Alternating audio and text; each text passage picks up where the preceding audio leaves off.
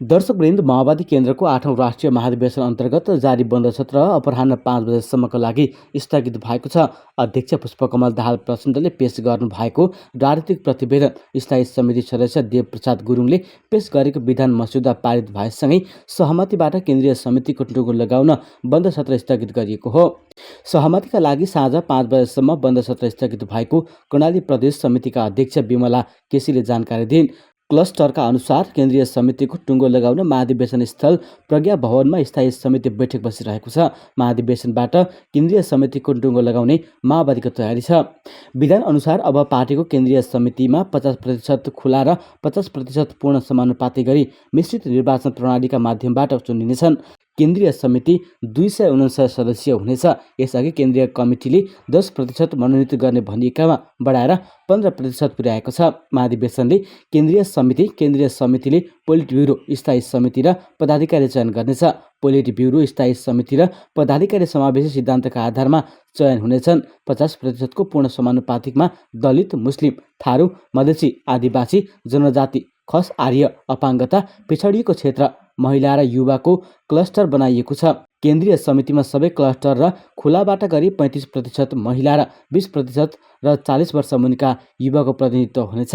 यसअघि नेकपा माओवादी केन्द्रका अध्यक्ष पुष्पकमल दाहाल प्रचण्डले पार्टीलाई क्रान्तिकारी बनाउने अवसर गुम्न नदिने बताएका थिए। कतिपयले प्रचण्ड फेरि झुपडीमा जान सक्ला, चिप्लो गाडी छोड्न सक्ला भनेको भन्दै प्रचण्डले भने, जरुरी पर्दा मलाई गाउँघरमा जान, उनीहरूसँगै बस्न, मजदुरीसँग खान, जनतामाझ गएर बस्न कुनै गाह्रो छैन भनेका थिए। प्रज्ञा भवनमा जारी 8औं राष्ट्रिय महाधिवेशनको बन्द सत्रमा आफ्नो प्रतिवेदनमाथि उठेका प्रश्नको जवाब दिँदै प्रचण्डले भनेका छन्, यो पार्टीलाई क्रान्तिकारी बनाउन जस्तोसुकै त्याग, कष्ट र बलिदान गर्न तयार छु। म यो अन्तिम अवसरमा पुग्न दिन्न। माओवादीले अहिलेसम्म छलाङ हान्दै आएको र आवश्यक पर्दा आफ्नै टाउकोमा आगो लगाएर हिँड्न हामी तयार रहेको उनले बताए। कतिपयले अराजकता या अस्थिरतावादी पनि भन्ने गरेको भन्दै उनले भने, 2045 सालमा सानो समूहबाट सुरु गरेर 2052 सालमा जनयुद्ध सुरु गरेर शान्ति प्रक्रिया हुँदै गणतन्त्रको स्थापना, संविधानको निर्माण गरेर आजको अवस्थासम्म पुग्नु गतिशीलता हो कि अस्थिरता हो? अहिले पनि एउटा छलाङ हान्न खोज्दैछौँ। उनले भने, जरुरी पर्दा आफ्नै टाउकोमा आगो लगाएर हिँड्न हामी तयार छौँ। एक सातादेखि प्रज्ञा भवन कमलादीमा चलिरहेको नेकपा माओवादी केन्द्रको 8औं राष्ट्रिय महाधिवेशनको बन्द सत्रमा प्रतिनिधिहरूले जुन विषय चर्कोसँग उठाए त्यसमा अध्यक्ष पुष्पकमल दाहाल प्रचण्ड मौन बसिदिए। शुक्रबार झण्डै 2 घण्टा लामो जवाफ दिएका उनले आफू रूपान्तरित हुन तयार रहेको विश्वास दिलाउन धेरै समय खर्चे। डेरा सारेर गाउँतिर जाने पारिवारिक सल्लाह भएको सुनाए। आफू बिना नै केन्द्रीय कमिटी बस्न सक्ने अवस्था आउन सक्ने पनि बताए। जवाफमा प्रचण्डले मौनता साधेको एउटा विषय हो प्रचण्ड विचारधारा। 22 पुसमा 21औं शताब्दीमा समाजवादको नेपाली बाटो शीर्षकको वैचारिक तथा राजनीतिक दस्तावेज पेश गरेका प्रचण्डले प्रचण्ड पथ बिउताउने बहसको च्याप्टर क्लोज गरेका थिए। पार्टीमा पर्याप्त छलफल नगरी प्रचण्ड पथ स्थगन गर्नु गलत भए पनि अब त्यही फर्किनु पश्चगमन हुने उनको तर्क थियो। समाजवादी क्रान्तिको रणनीति अन्तर्गत नयाँ विचार विश्लेषण गर्दा प्रचण्ड पथ र 21औं शताब्दीको जनवाद सन्दर्भ सामग्री हुने पनि उनले बताए। त्यही त्यान्द्रो समाएर प्रचण्ड पथ बिउताउनु पर्छ भन्नेहरूले सहमत छलफल र बन्द सत्रमा प्रस्ताव गरे। अब विकास गर्ने नयाँ विचारलाई प्रचण्ड विचारधारा भनौँ। शुक्रबार जवाब दिने क्रममा माओवादी अध्यक्ष प्रचण्डले नयाँ विचारलाई प्रचण्ड विचारधारा भन्ने प्रस्तावलाई स्वीकार त गरेका छैनन्, तर प्रचण्ड पथको झैँ च्याप्टर क्लोज पनि गरेनन्। सम्बोधनका क्रममा प्रचण्डले आफै पार्टी नेतृत्वमा रहिरहने चाहना प्रष्ट रूपमा राखेका छन्। माओवादी आन्दोलनमा विचलन आयो भन्ने सहज स्वीकार गरेका उनले त्यसलाई सच्याउने अन्तिम अवसरका रूपमा आफूले लिएको बताए। त्यस अनुसार नै दस्तावेज लेखेको भन्दै उनले भनेका छन्, कार्यान्वयनको नेतृत्व मैले नै गर्नुपर्छ भन्ने ठहर गरेर दस्तावेज लेखिएको हो। 10 वर्ष सशस्त्र युद्ध गरेर शान्ति प्रक्रिया हुँदै गणतन्त्रको स्थापना, संविधान बनाउँदै अहिलेको अवस्थामा आइपुग्नु माओवादीको छलाङको निरन्तरता भएको प्रचण्डको संश्लेषण छ। आफू अझै सक्रिय रहेको र नेपाली कम्युनिस्ट आन्दोलनलाई केही समय नेतृत्व दिन सक्ने भन्दै उनले जरुरी पर्दा आफ्नै टाउकोमा आगो लगाएर हिँड्न सक्ने बताएका हुन्। जवाफ दिने क्रममा प्रचण्डले सशस्त्र विद्रोह बीचमै छोडेको भन्ने आरोपको पटक पटक खण्डन गरेका छन्। राष्ट्रिय र अन्तर्राष्ट्रिय परिस्थितिका कारण आफूहरूले चाहे अनुसार विद्रोहको बाटो सत्ता कब्जा गर्ने रणनीति बदल्नु परेको भन्दै उनले आफूले सुझबुझपूर्ण रूपमा अगाडि बढेकै कारण माओवादी परिवर्तनको नेतृत्वदायी शक्तिका काममा अघि बढेको दावी गरे। आफू कम्युनिस्ट आन्दोलनमा एउटा शक्तिका रूपमा विचारकालसम्म निरन्तरता दिने प्रयत्नमा रहेको भन्दै उनले यो पार्टीलाई क्रान्तिकारी बनाउन जस्तोसुकै त्याग कष्ट र बलिदान गर्न तयार छु, म यो अन्तिम अवसर गुम्न दिन्न भनेका छन्। यस्तै प्रमुख प्रतिपक्षी दल नेकपा एमालेका अध्यक्ष एवं पूर्व प्रधानमन्त्री केपी शर्मा ओलीले सरकार र वरिष्ठ चिकित्सक गोविन्द केशबीच भएको सम्झौताको आलोचना गरेका छन्। सरकारले डाक्टर केसीसँग 9 बुँदे सम्झौता गरेर विदेशमा विद्यार्थीलाई सप्लाई गरी कारोबार चलाउनेहरूलाई साथ दिएको ओलीको टिप्पणी छ।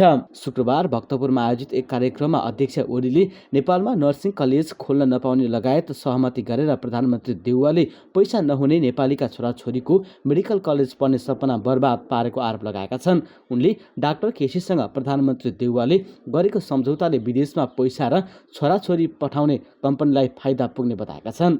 उनले स्कुल कलेज बन्द गर्न सो सम्झौता भएको र त्यसबारे बुद्धिजीवीहरूले मौनता साधेको भन्दै आक्रोश व्यक्त गरेका छन्। सरकारकै कारण मुलुकको अर्थतन्त्र ध्वस्त भएको र बैंकहरूमा तरलताको अभाव देखिएको दावी समेत गरेका छन्।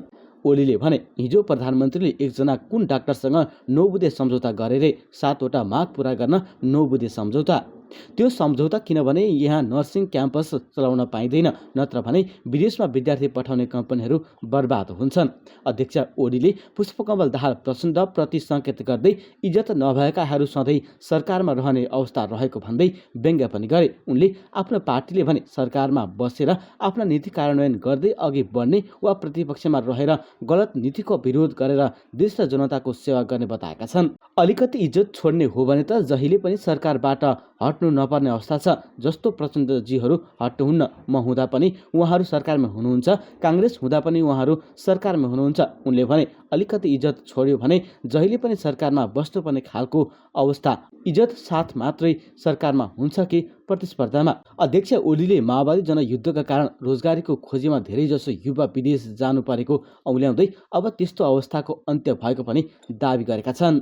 उता नेकपा माओवादी केन्द्रका अध्यक्ष पुष्पकमल दाहाल प्रचण्ड डेरा सर्ने भएका छन्। शुक्रबार साँझ बसेको स्थायी कमिटीको बैठकपछि प्रज्ञा भवनमा सञ्चारकर्मीहरूलाई संक्षिप्त प्रतिक्रिया दिँदै अध्यक्ष प्रचण्डले अब आफू डेरा सर्ने तयारीमा रहेको बताएका हुन्। अध्यक्ष प्रचण्डले महाधिवेशन भव्य र सभ्य रूपमा अगाडि बढिरहेको भन्दै शनिबार नयाँ केन्द्रीय कमिटी निर्वाचित हुने समेत बताए। यसैबीच नेकपा माओवादी केन्द्रका स्थायी समितिका सदस्य गिरिराज मणि पोखरेललाई पार्टीको जारी 8औं महाधिवेशनका क्रममा अपराधी भनिएको विषयमा अध्यक्ष पुष्पकमल दाहालले केही बोल्ने कुरा आएको थियो। बुधबार दिउँसो बसेको माओवादी केन्द्रको स्थायी समिति बैठकमा भएको निर्णयबारे हललाई जानकारी दिँदै प्रवक्ता कृष्णबहादुर महराले सो जानकारी दिएका हुन्। अध्यक्ष प्रचण्डले पेश गरेको राजनीतिक प्रतिवेदनमा सुझाव दिने क्रममा बुधबार प्रदेश 2 को समूहबाट पोखरेललाई अपराधी भनिएको बारे छानबिन गर्न माग भएपछि स्थायी समितिको आपतकालीन बैठक बसेको थियो। प्रदेश 2 को समूहबाट नेता सत्यनारायण भगतले प्रचण्डको प्रतिवेदनमा सुझाव दिने क्रममा आक्रोशित हुँदै गिरिराज मणिलाई अपराधीको संज्ञा दिएका थिए। आफ्नो प्रतिवेदनमा समूहगत छलफलमा उठेका जिज्ञासा एवं प्रश्नको जवाब दिने क्रममा अध्यक्ष प्रचण्डले गिरिराज मणि पोखरेललाई अपराधी भनिएको बारे पनि बोल्ने भएका हुन्। प्रचण्डको प्रतिवेदनबारे छलफलका लागि 25 वटा समूह गठन गरिएको थियो। तिनले आफ्नो निष्कर्ष पेश गरिसकेपछि प्रचण्डले जवाफ दिने भएका हुन्। काठमाडौँको कमलादी स्थित प्रज्ञा प्रतिष्ठानको भवनमा यही पुस 11 देखि माओवादी केन्द्रको 8औं महाधिवेशन जारी छ। यस्तै नेकपा माओवादी केन्द्रका अध्यक्ष पुष्पकमल दाहाल प्रचण्डलाई खुमलटार छोड्न महाधिवेशन प्रतिनिधिले सुझाव दिएका छन्। प्रचण्डको राजनीतिक प्रतिवेदनमाथि भएको छलफलका निष्कर्ष सुनाउने क्रममा टोली नेताहरूले खुमलटार बस्दा राम्रो सन्देश नगएको सुझाव दिएका थिए। केन्द्रीय सदस्य देवेन्द्र पराजुलीले खुमलटार छाडेर कार्यकर्ताले बनाइदिएको घरमा बस्न आग्रह गरेका थिए। एउटा व्यापारीको घरमा हाम्रो अध्यक्ष बसेको राम्रो भएन, अध्यक्षले त्यो घर छोड्नुपर्छ भन्ने साथीहरूको धारणा छ। पराजुलीको भनाइ उद्धृत गर्दै एक महाधिवेशन प्रतिनिधिले भने अध्यक्षका लागि पार्टी सदस्यहरूले घर बनाइदिन्छन्, अब अध्यक्षले खुमलटार छोड्नुपर्छ। विवादास्पद ठेकेदार शारदा अधिकारीको खुमलटार स्थित घरमा प्रचण्ड 2074 सालदेखि बस्दै आएका छन्। यसैबीच नेकपा माओवादी केन्द्रको राजधानीमा जारी 8औं राष्ट्रिय महाधिवेशन अन्तर्गत बन्द सत्रमा विवाद भएको छ। प्रदेश 2 मा नेता गिरिराज मणि पोखरेल र उनको समूहको भूमिकामाथि प्रश्न उठाउँदै उनी लगायतमाथि कारबाहीको माग भएपछि विवाद उत्पन्न भएको हो। बुधबार कमलादी स्थित बन्द सत्रमा समूहगत छलफलको निष्कर्ष सुनाउने क्रममा प्रदेश 2 का टोली नेता रहेका सत्यनारायण भगतले गिरिराज मणि पोखरेल लगायतमाथि कारबाही हुनुपर्ने आवाज उठाएपछि विवाद भएको हो। सो विषयमा असन्तुष्टि जनाउँदै पोखरेल बिहीबारको बन्द सत्रमै अनुपस्थित रहेको एक नेताले बताएका छन्। उसो त गिरिराज मणि समूहका नेतृत्व गर्ने नारायण काजु श्रेष्ठ समेत ढिला गरी बन्द सत्रमा उपस्थित भएका थिए। बन्द सत्र सञ्चालन अध्यक्ष मण्डलका सदस्य समेत रहेका पोखरेल बन्द सत्रमा अनुपस्थित रहेपछि सम्मेलन स्थलमा हङ्गामा नै चलेको थियो।